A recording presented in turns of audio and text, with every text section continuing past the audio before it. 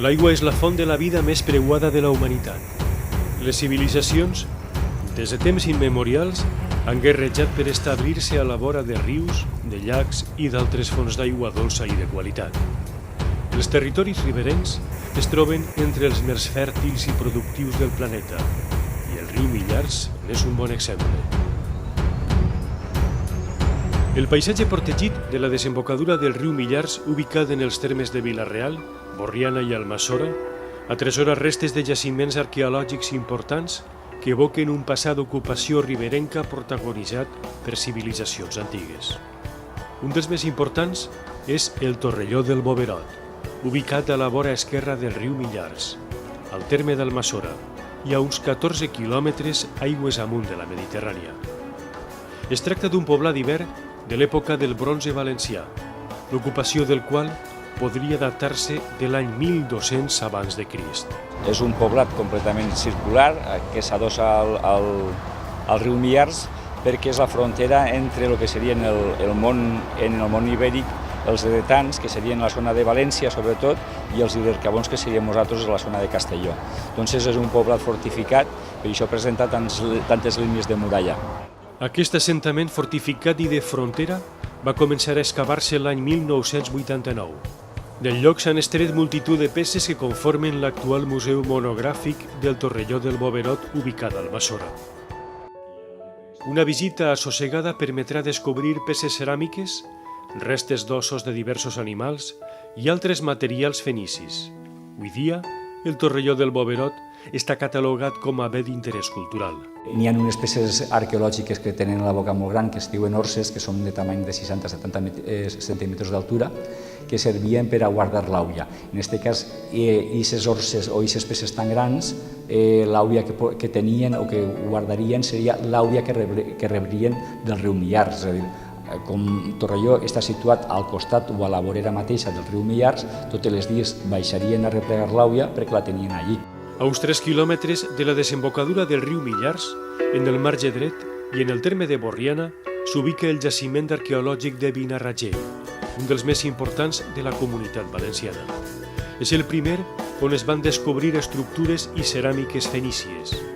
Es tracta d'un assentament del període del ferro antic, establert damunt d'un turó que servia per a vigilar el trànsit de vaixells i comerciar a pells.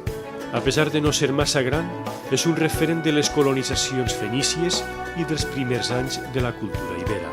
Porque es un sitio idóneo para controlar los barcos que viven por Mijares y la línea de costa.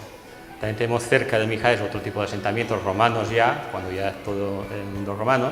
Tenemos el mismo Vinarragell, que también tiene sido romano, Carlamó, que es un embarcadero que está justamente al lado del desemboque de Mijares, y otras zonas más cercanas como son San Gregori, que está relacionado con el asentamiento de ocupación romana, exclusivamente romano, y después la vía Augusta también, que cruzaba un poco más por aquí el terreno municipal y que unía lo que era la ciudad de Roma con Cádiz. Entonces pasaba por esta zona como zona de paso y de transporte, mercancías y todo lo demás.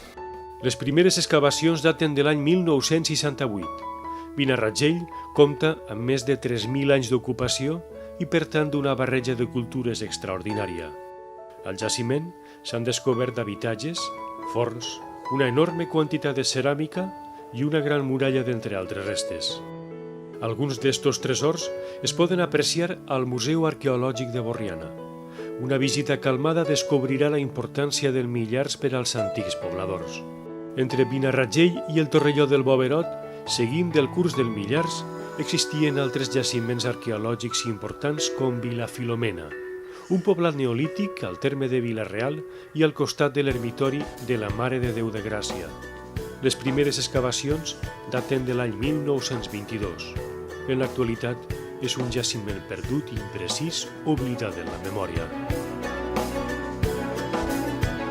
Des de Vila Filomena fins a la mar se succeeixen un seguit d'antics jaciments ibèrics i medievals que proveeixen d'enorme importància el trambaix del Millars. Al riu Millars, sobretot, n'hi hauria que aprofundir en les coves que n'hi ha precisament davant del Termet, que són a la part d'Almassora, que tenen encara moltes covatges que possiblement no mai s'han explorat. El riu Millars ha sigut com un potent imant per als antics pobladors que van decidir assentar-se a la franja costanera mediterrània. Les seues aigües han procurat prosperitat a nombroses cultures, fenicis, ibers, romans. Ha sigut una fita geogràfica imprescindible per al comerç a la Mediterrània. Avui, el paisatge protegit de la desembocadura del riu Millars també és com un museu a l'aire lliure que repassa la història dels nostres avantpassats.